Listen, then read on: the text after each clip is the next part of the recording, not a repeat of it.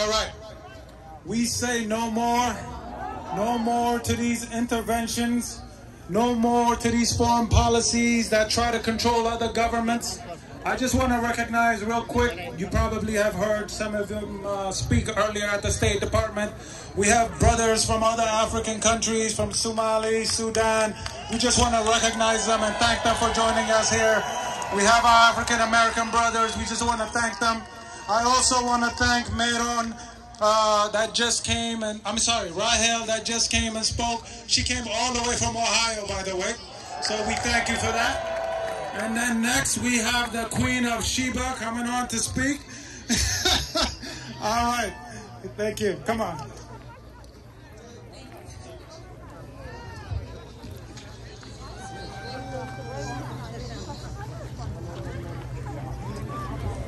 Thank you, everybody. First, greetings to all my Ethiopian brothers and sisters, to all my Eritrean brothers and sisters, to all our African brothers and sisters, to all our African American brothers and sisters and friends alike from all over the world. It means a lot for all of you to be here, for us to be heard. Now, why are we saying no more? For months now, Ethiopians, Eritreans, fellow Africans in the diaspora and all over the continent of Africa have been screaming, no more. But the Western world doesn't seem to fully understand the gravity of the situation we are in as Africans.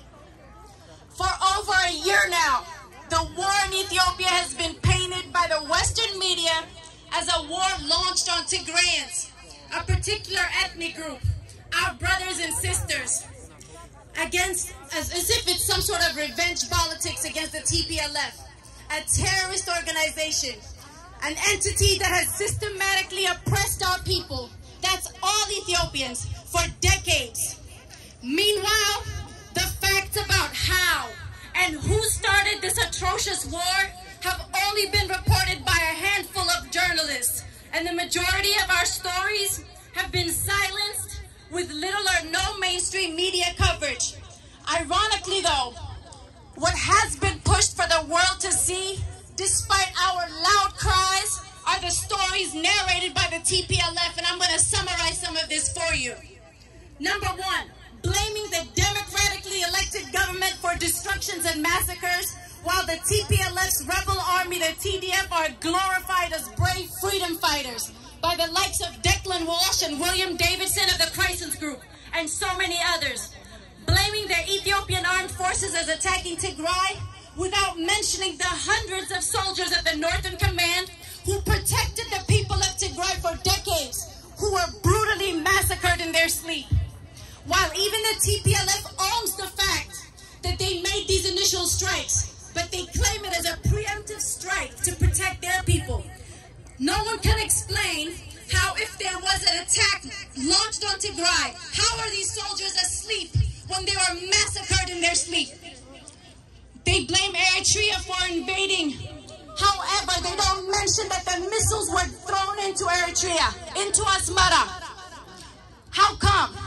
When all these horrific massacres have taken place, when in Markadra, 1,500 souls were slaughtered by these evil forces, but with videos and individual witnesses and stories of survivors, none of these things were ever put on Western media. Why? When a unilateral ceasefire was accepted by the government and the TDF continued to advance and went into Amhara, into Afar, into Lalibela, into Gondar, killing, looting, robbing, raping, none of these stories are told by the Western media. Why? And all the while, the U.S. government is pushing for sanctioning Ethiopia throughout this year, accusing our government for violations and war crimes. While TPLF activists were screaming Tigray genocide, what about the thousands of other Ethiopians murdered daily? What about the Afar people? What about the Amhara people? What about every single soul that is losing their lives out there, defending our own? But we can't forget the innocent Tigrayans that are still paying a price.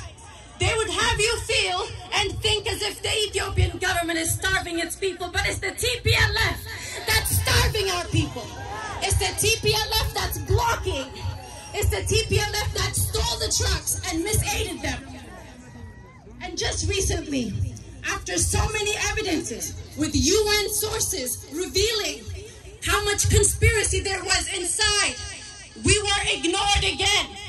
And just a couple of weeks ago, a Zoom video shows how the Western diplomatic community sits down and conspires to install a transitional government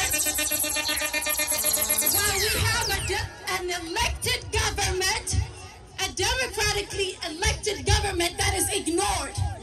Why? Thousands are rounded up, they say, in Addis, in concentration camps. Concentration camps where Barry Sherman, congressman, whose mother and father are Jewish, and he claims it, compares what's happening with detention centers to concentration camps and empowers these activists from the TPLF to compare it to Auschwitz from the Holocaust, where millions were slaughtered. But let me ask you this, if you're comparing this to Nazi Germany, was the Nazi Germany's army at the time, was he a Jewish man? Was the general? Because our Minister of Defense happens to be a Tigrayan man. Explain to me how. How? We have our problems, but the point is this, it's our problems to fix.